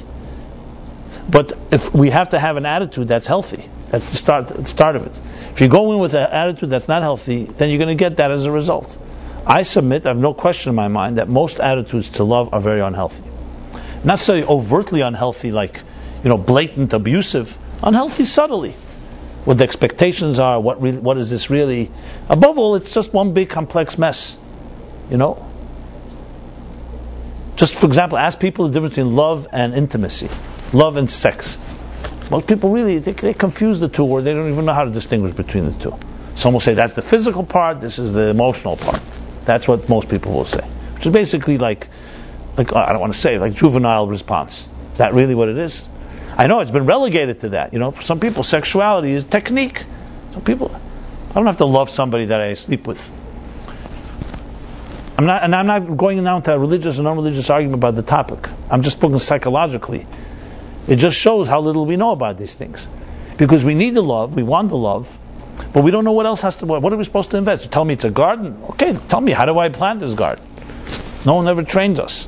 So if we're lucky and we grow up in a healthier, loving home, we at least have the model. We don't have that, then what do you have? Where are you going to get the lesson from? From television? From where? So it's a complicated thing, and I'm not saying in any, God forbid, judgmental way. I think we're all in the same boat. It's a problem. I think the first step is to step back at least and look at it. And not just look, how do I put a band-aid and remedy a little thing here.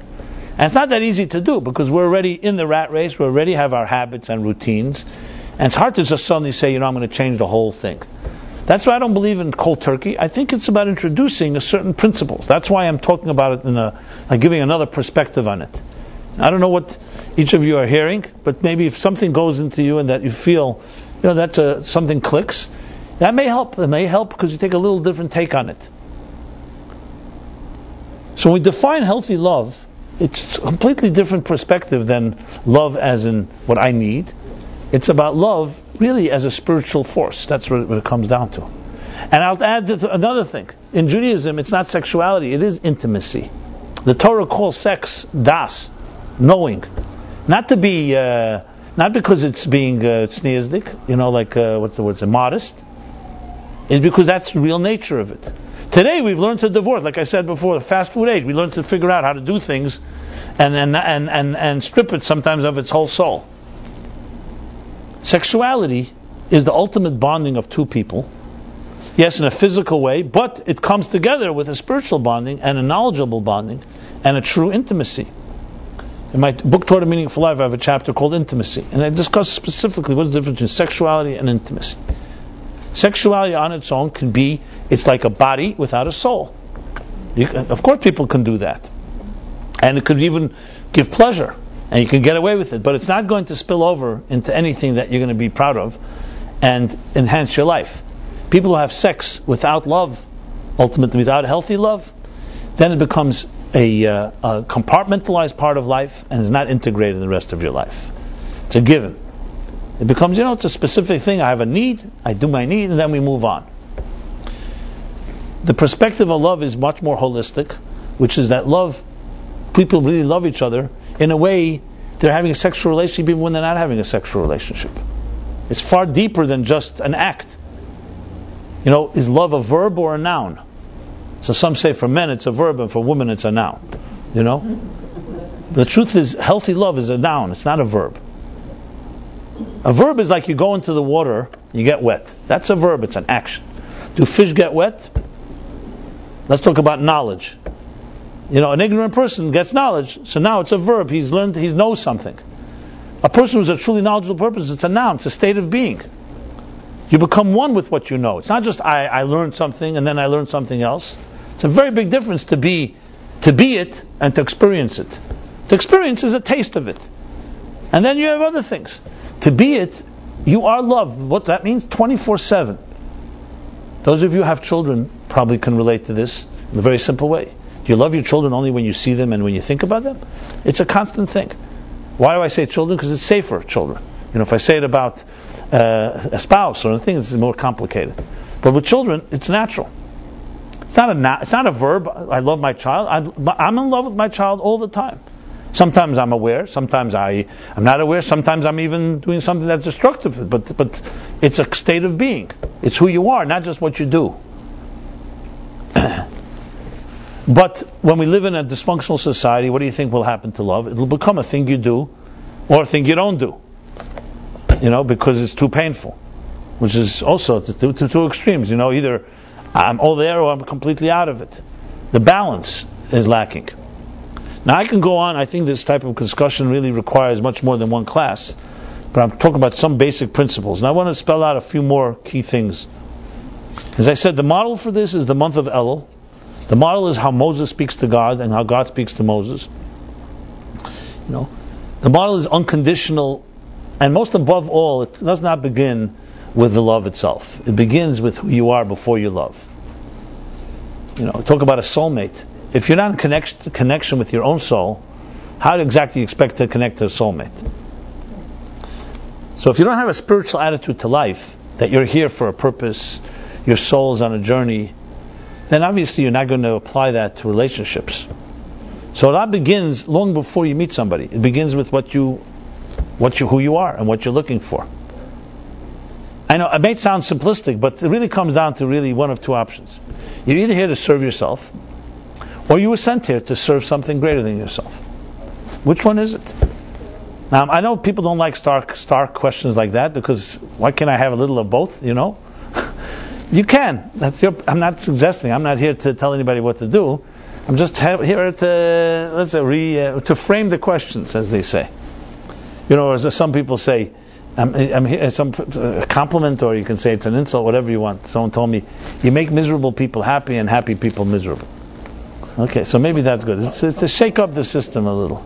Shock treatment. And I don't mean miserable in a bad way, obviously. We're talking about to not be so comfortable with yourself.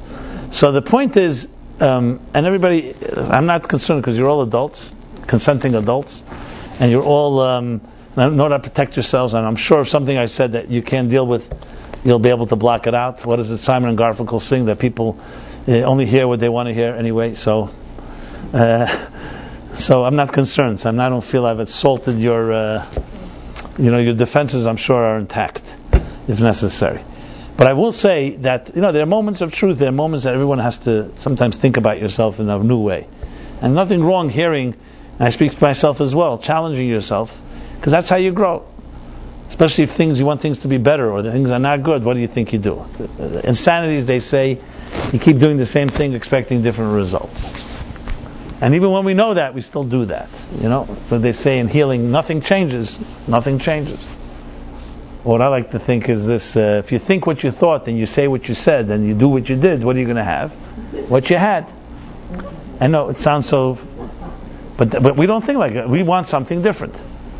The question is, what are you doing about it?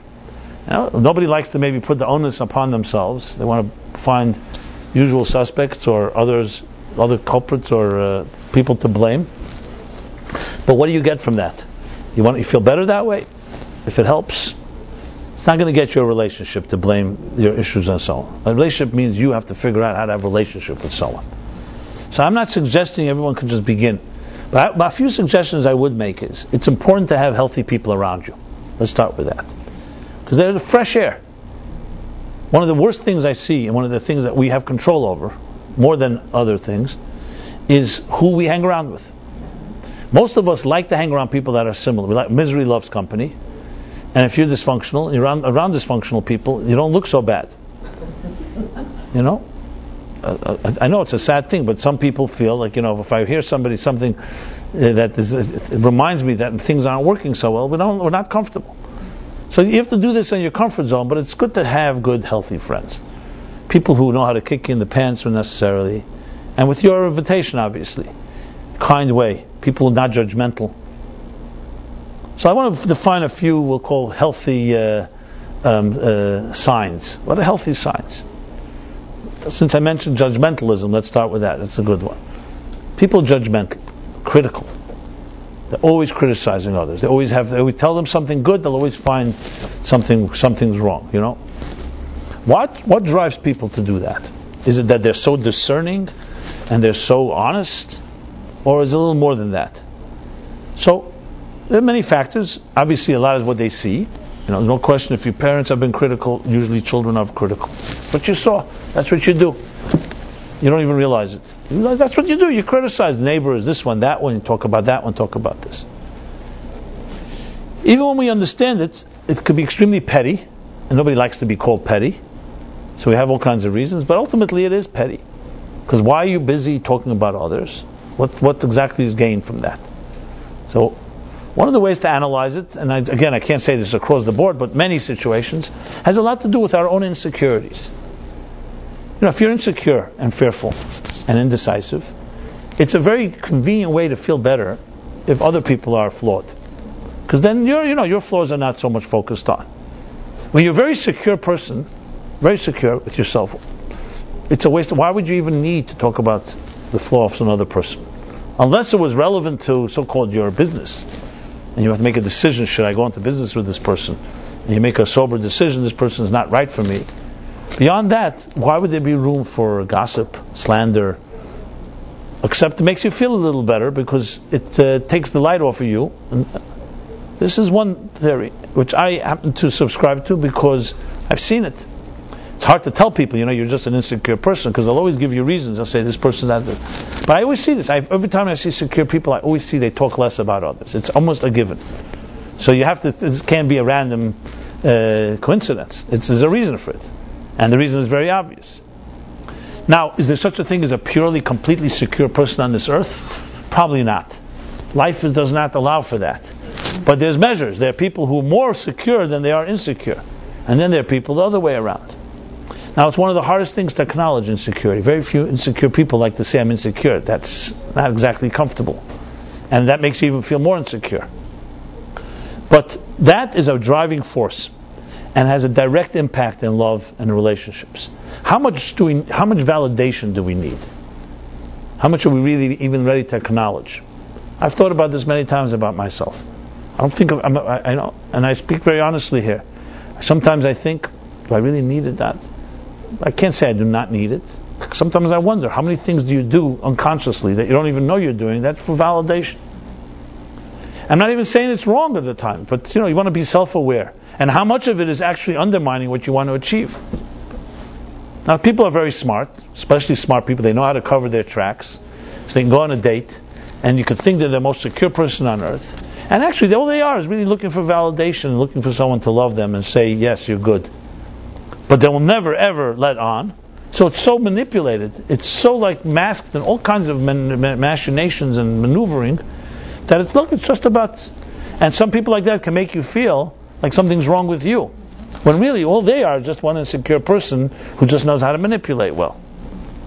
How much of this affects relationships? That's why I'm saying it's critical to be around healthy people, secure, who are driven to bring light into the world and not driven just to fight. I feel bad when I see people who have this road rage or stupid little things about someone cutting them off in a line, and their whole day gets destroyed by that. And one little thing upsets. I feel bad for them because you have no life of your own, so you could be so vulnerable. Somebody just says something, and that's it. Your whole day is gone. I feel bad because I think to myself, what is it that they don't have that causes them to be so shaken? Now we all are nobody wants to be insulted, obviously. But the question is, how much are you impacted by other people? And then how much does it impact when you're looking for love in a relationship? How much is that impacting what you're looking for, what the response is, what you feel you're not getting, and your needs are not being met, so to speak, in a relationship? So a few of the so-called symptoms, the signs of health, is this, what I just said.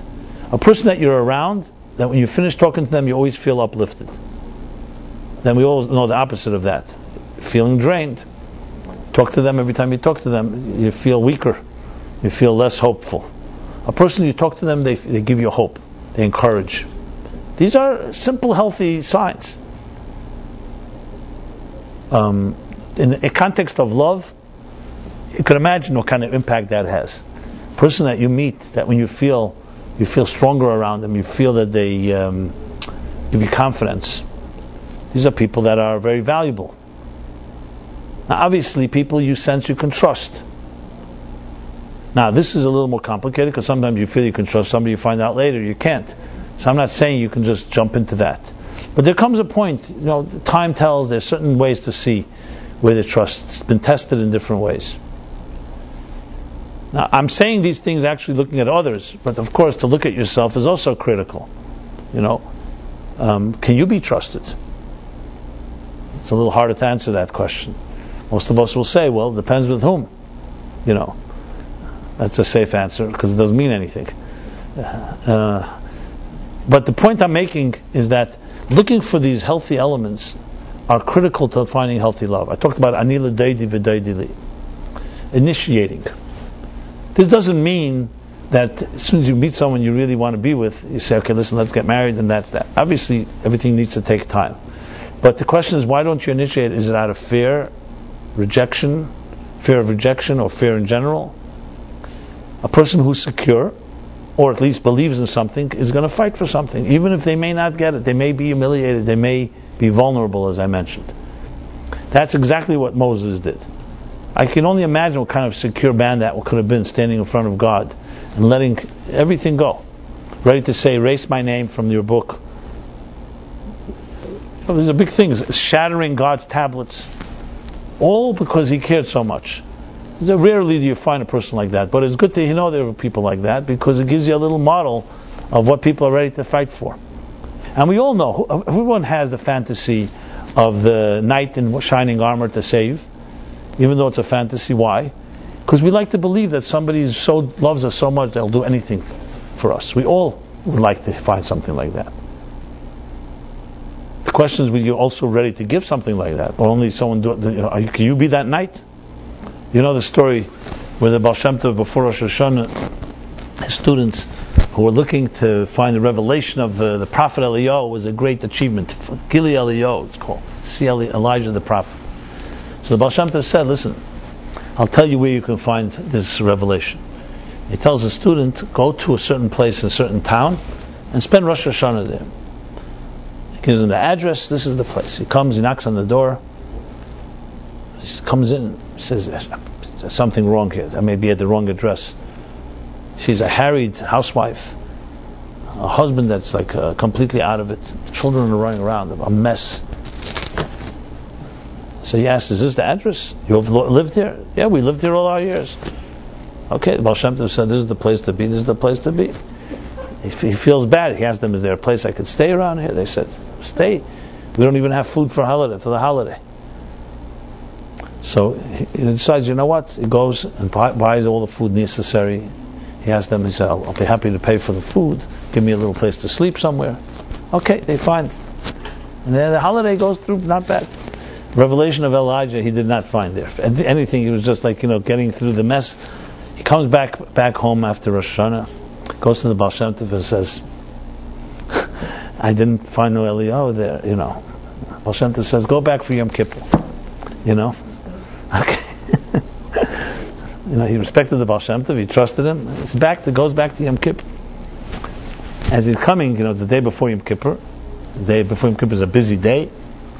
And he comes close to the door, he hears how everybody's yelling, the kids are this. And the wife is telling the husband, we have nothing, we have no food, we have no clothing. One of the kids says, maybe Eliyahu Navi will come again like he came for Rosh Hashanah. So he realized what the Baal Shem Tov was saying. You're looking for Eliyahu from heaven. Sometimes you are that person. It's you. Sometimes we look for salvation, someone's going to save us. Maybe you just have to rise to the occasion. Do what you want to be done to you. There's expression called Kol HaMispal Ba'at Chaverei Hu Nena Tchila. It's an interesting statement. It says, anyone who prays for another will be answered first. which means when you're in need of something and you find someone else in need and you pray for them, you'll be answered before that person is answered. And not as a gimmick. Why? Because when you elicit, you show that type of compassion, it opens up the door of compassion, and then you receive. Is it a trick? It's not a trick. It's the way things work. It's what's called kamayim aponim leponim. Kein lev adam l'adam. The expression in Mishlei, classic. Like a face is reflected in water, so too a heart in another. But again, because we are fearful and when we are hesitant, we don't make the ani l'daidi. We want the v'daidi li first. You come to me first, and then I'll respond. Sometimes that happens, but that's not taking control of your life. And if that happens, did you really make a move, or you're just responding? And when you respond, then you are, what's a responder? A responder is not proactive. You are reacting. Reacting is not from necessarily the healthiest features. Obviously, there are times you have to react. But in life, especially the special things in life, something that's valuable, proactive. But proactive is yet another sign of a healthy element. So sometimes you have to be the knight in shining armor. That part of you rarely hear the fairy tale told that way. That you end up being. It's always someone else is going to come and do it. And everyone should be blessed to have that. But I really think it's a reciprocal thing, because it doesn't just say ani l'daidi, it also says v'daidi li. There is reciprocal. It's not just a one-way street. The story with the Alzheimer's story is so moving to me. It's extremely moving to hear that story. Not because you want a life like that. Obviously, you want a couple that should recognize each other. But you see what love is. He recognizes her. It's not out of guilt. He's not getting a reward. She won't even know. But this is his life. This is part of who he is. So like what? He's going to ignore himself as part of himself. Now again, many of these concepts, you read novels, you watch movies, everybody's touched by a romantic movie. Even though it may be something we can't relate to, or we could say, I'll never have that. But what's resonating? What's resonating, because we know that's what it feels like. It's like a fish in water. You know love when you see it. And when you see it, and you want it. So I'm here to tell you that the Elul and Yom Kippur is a lesson that it's never lost. There's no such thing that you're unable to get it. It doesn't matter where you are in your life, what stage. Everybody has ability to reach into deeper places, but it's about accessing your soul. That's where it begins with. There's no soulmate without a soul. But it's challenging. One of the biggest challenges is what it says in the beginning of Shulchan Aruch. Beginning of the code of Jewish law, it says, Al yevish mepnei amaligim. Do not be embarrassed by those that will mock, will laugh. Don't underestimate peer pressure. We live in a peer pressure world. And it affects tremendously our relationships. What people will think, what the expectations are. Yes, there's a woman who recently got engaged. She's 28 years old, 29 years old, in the Upper West Side. And she tells me she literally feels like a pariah. People think something's the matter with you. How could you get married at 29? Especially the singles that are older than her don't like it. Well, you can imagine why. She said, so I said, maybe you shouldn't be living in a community that doesn't really understand and celebrate with you getting married. But she says they feel like 29. You're too young. You don't have a career yet and stuff like that. I'm just giving an example. This is not based on someone's decision. This became some type of, the blind leading the blind. It became some social new standard. The whole beauty of Torah is that it doesn't buy into standards. Mordechai, everybody bowed to Haman. Mordechai did not. Sometimes you have to stand back and be independent. That's what a Jew really is from the beginning of time, Abraham. And so what if 5 billion people are doing that? Okay, they're doing it. Who says that's the way? That's why, thank God, we have a Torah. And we did not succumb not to Pharaoh, and not to Haman, and not to other thousands and thousands of people who said, why don't you conform a little? And I'm not talking again in a religious context. I'm talking in a psychological context. Having the security, I believe in something. And something's wrong with that standard, and I'm not buying into it. But there's a price to pay. You'll look different, and you may be laughed at. Obviously I'm not suggesting doing it in a corny way. You don't have to add more insult to injury, but the second, how much have we sold out? How much of our own resonating truths completely buried because it's not popular? If I say that to somebody, they'll think I'm nuts. So I would suggest that maybe, if that's the case, maybe the friends you have are not the right friends. Maybe you should find friends that celebrate with you instead of laugh or mock. And I'm not suggesting it's easy. This is not an easy thing. Nobody likes to admit it, but acceptance is a major thing. We are social animals, social creatures. Animals, creatures, you could decide which one you like. And we're affected by our society. We're affected by what others think. And I'm not saying that's a bad thing per se. But Hillel said it all in one line. Im ein anili mili. Ani l'doidi. Ani. If you're not there for yourself, who's going to be there for you?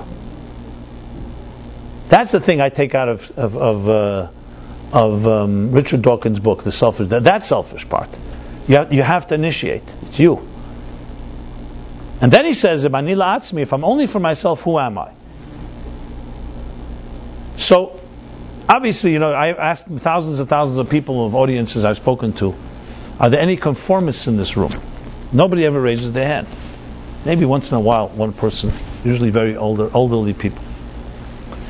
So I could report to you, based on people's acknowledgement, there are no conformists on earth. So where are all the conformists? Because conformists do not want to admit they're conformists, obviously. That's the point. But as they say, as I mentioned this, they say in the world of journalism, I come from a family of journalists, my father, that there are three types of people. People who make things happen, people who watch things happen, and people who ask what happened. So the question is, who are you? I'd like to believe, we all would like to believe, that we make things happen from time to time.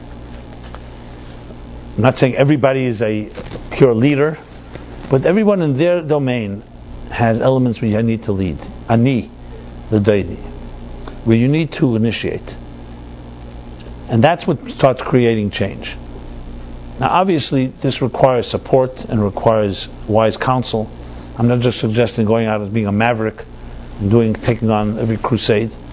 But if you take on that attitude, and I think it's a great way to begin the new year, the first resolution, that attitude, and find small things where you can initiate, it'll open new doors, no question about it.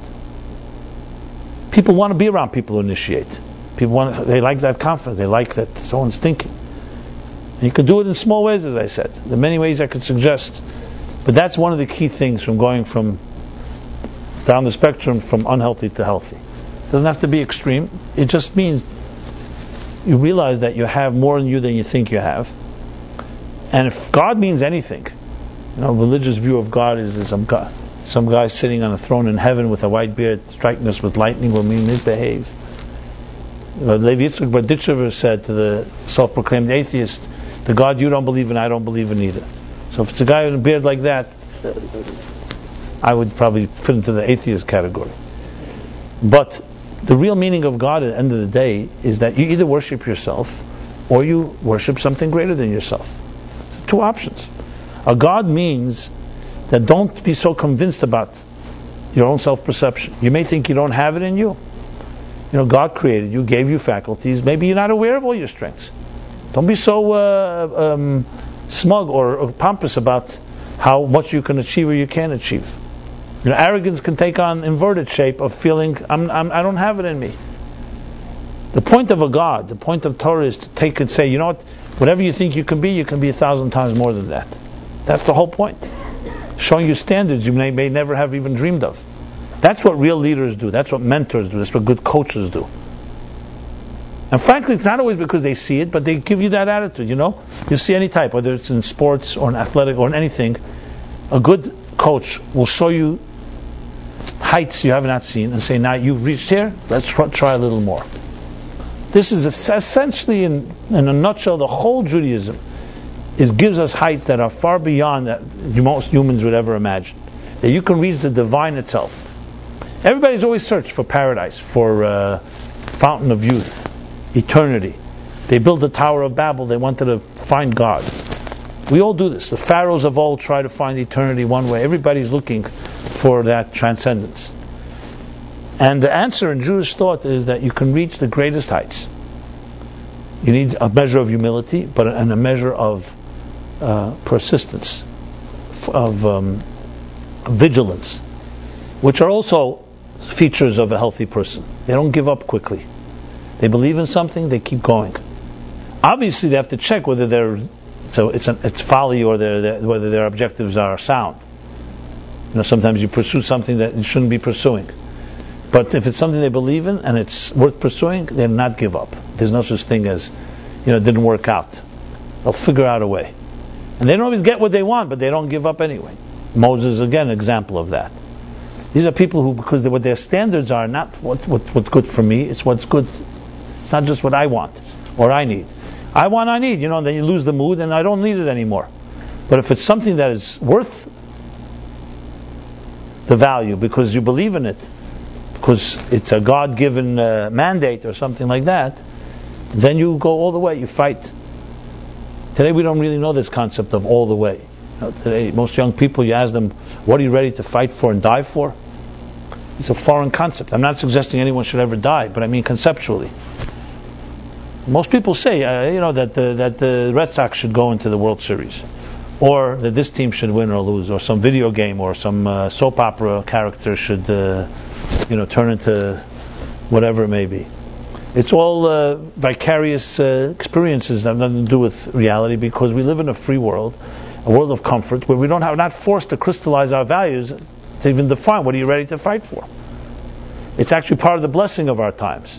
But the curse is that you end up being very mediocre.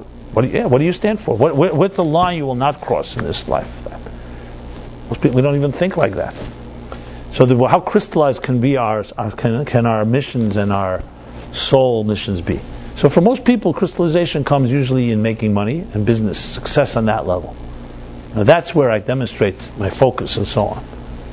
But that's a focus around survival, around more material things. Love, on the other hand, that we're discussing is about the eternal search. So I hope some of the things I've said here are valuable and can help frame this whole idea a little differently, using the model of Anila Deidi V'Deidi Li, finding what healthy love is as opposed to unhealthy love. You can rest assured you probably have a mixture of both. I don't think anybody's just unhealthy, and I don't think this is just pure healthy. The question is identifying what is healthy, what's not.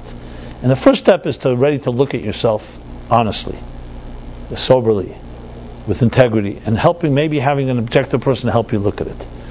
That's the first step, because if you do that, then you say, okay, here are different situations. You may not like what you find, but at least you're looking. That's why the month of Elul is called a Chodesh HaCheshbon. It's a month of accountability. It's accounting. What are you accounting for? You're counting, you're peering inside your own, examining, inspecting your own soul, your spiritual state of being, your psychological state of being, your fears, and your loves. And this is one of the main reasons I wrote 60 Days, because it's a longer story behind it, which I've shared in the past. I felt that such a powerful period of time, why not use it in a way that can help us actually, day by day, grow? So I turned it into more of a workbook. Instead of just a book with ideas, it's much easier to do things day by day. Here's a day, an exercise for the day. And then after 30 days, you realize, hey, 30 exercises cover a lot more than you think. So tell somebody, listen, let's do 30 exercises. No one's going to have time for that. Day by day, one at a time, a thought at a time. That's how always things work. Like Rabbi Akiva learned from the drops of water. You want to pierce a stone? It's not about hammers and artillery. Take water, drop by drop by drop, day by day. The Chinese turned it into Chinese water torture. That's the negative side. The positive side is persistence. Consistent, persistent, step by step. You'll see every business 101 manual of success, they always tell you about that. It's the persistence. Now obviously you need to know where to be persistent, where not to be, but things are always complicated, but persistence is a major element in almost anything in life. So as we begin the month of El, I want to wish everyone a month of Anila Deidi. I am to my beloved to me, that hopefully you can discover your real soulmate, and that you are ready. As they say, the teacher comes when the student is ready. The same thing here. The love will come when the love is there. It's like the mayim, the face reflecting in the water. And words that come from the heart enter the heart. That's how it works. It's a reciprocal thing. Anila Deidi V'Deidi Li.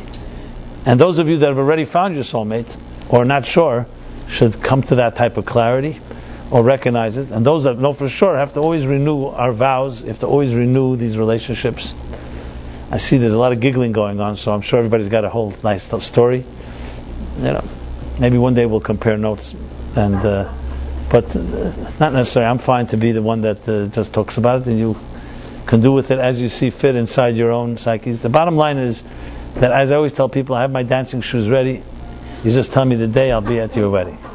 Okay? And since we have a couple here that we just celebrated a marrying, Rachel and Jeff, I had the honor to be there. So may your love and the relationship spill over. There's things called viruses. There's healthy viruses, unhealthy viruses. A healthy virus is when something goes viral. It's like allergic. Not allergic, I'm sorry, contagious, I should have said. So hopefully it spills over like a ripple effect. And all of you here, just know, individually I say this to all of you, you are all invaluable human beings. I would say souls. It's like Michelangelo said, I saw the angel trapped in the marble I carved and set her free. So you're these angels, and we're called indispensable musical notes. Much more valuable than you ever think. Remember, God created you, and God doesn't create junk. So every one of you has a unique and indispensable role to play. And every day that passes that you're not living up to it, it's like you're not living up to who you are. We have a lot of distractions. We are occupied more with the means than with the ends. It's called in Hebrew tafel and nikr. There's the primary objectives and there's the secondary. Often the secondary become the primary. Like the guy that gave that course in time management. So he brought it into a classroom. He brought in several bags. It's a big empty aquarium. Takes out bag number 1 with big large boulders and puts them into the aquarium and then says, okay, is this aquarium full? Some say yes, some say no. He opens bag number 2 and it has small rocks, and he fills the rocks fill the crevices. Is it full now? More people said yes. So he builds a third bag. The third bag has fine gravel and he pours that in. Is it full now? Well, they saw there's another bag, so they realized, but it looks full to them. Everything's full. Now what? What else can he put in there? He opens the next bag. It's a few pitchers of water, and he pours it in. So obviously the water fills in whatever gaps. Water is less dense. So now it's spilling over. Okay, it's full. What do we learn from this?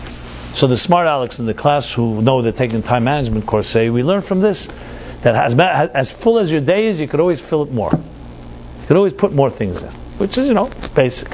He said, no, that's not the main lesson. The lesson is that if you don't get the boulders in first, you're never going to get them in. If you don't have your priorities first, the foundations, you're not going to get them in. We often get so preoccupied with the minutia, the water, the gravel, the little stones and this, and your foundations are not there. Get your foundations in place, and then you build upon that. So it's an interesting twist. You wouldn't think of that in time management. You'd think, yeah, you know what? Let me figure out how to make the closet more efficient. I'll stick more stuff in it. Sometimes you have to figure out what's in the closet in the first place. So here's a good month to explore the boulders. What are the priorities? Are your priorities in place? Are you busy with other things? Why? Now it's not easy exercise, because remember, the inertia of status quo is very powerful. We don't even know the power it exerts because you're locked in place. But it's exerting tremendous power. Try to change a habit and you'll find out how powerful your status quo is. So Elul, we have, thank God, a month, once a year, a new moon, a new change, the power to shift the status quo. That's the key. So my blessing is that status quo should shift just a bit. It's about quality here than quantity. And guaranteed the Rosh Hashanah and Yom Kippur will be a different sort. Thank you very much.